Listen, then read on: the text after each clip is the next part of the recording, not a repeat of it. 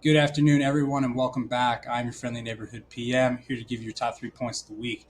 Now, in honor of the NFL season kicking off, I thought we'd add a quick little segment to this video each week, which is I'm going to update you on my fantasy football team's record in our company league.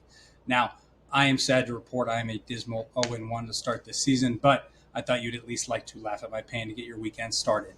Either way, let's get right into your top 3 points of the week. At number 3 is inflationary expectations falling to their lowest level in 2 years.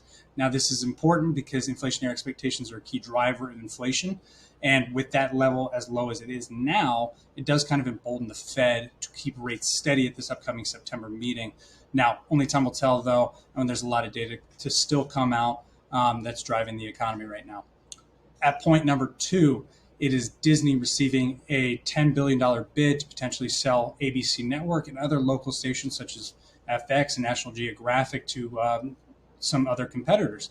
Now, this comes in the wake of Bob Iger back in July stating in an interview that they didn't potentially see these TV assets as being, core to Disney's operations going forward. So keep an eye out for that and for other offers to start coming in because, other networks such as ESPN could be on the chopping block as well. Finally, at point number 1, I'm sure you've seen it in the headlines this week, or at least this morning, is the United Auto Workers Union going on strike at midnight last night. Now, this is targeting the big 3 automakers in Detroit, that is Stellantis, Ford, and GM. And where these strikes did initially target were key factories and plants across the country, namely ones that produce the Ford Bronco, the Jeep Wrangler, or the Chevy Colorado pickup truck. So this right now, we still see the union and the companies being far apart in negotiations. So this could lead to a much more elongated and protracted battle for these workers and to get that labor back in the factories and producing those cars. So if you're trying to buy one of those cars, supply chains might be a little crimped for a while there and the prices might be a little bit higher.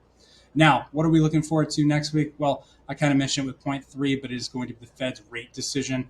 Right now, we are expecting them to kind of stay pat for this month and no increases. But, there is an outside chance, given November, that there could be an additional 25 basis point hike. But like I also mentioned, there's a lot of data to come out from then and now. So that pretty much does it for this week's video. If you have any additional questions, as always, reach out to your financial advisor or dig into the written week in review. Otherwise, cross your fingers for my fantasy team. I do need to get the win this week and go 1-1. Otherwise, have a great weekend. We'll see you the same time next week. Thanks. Bye.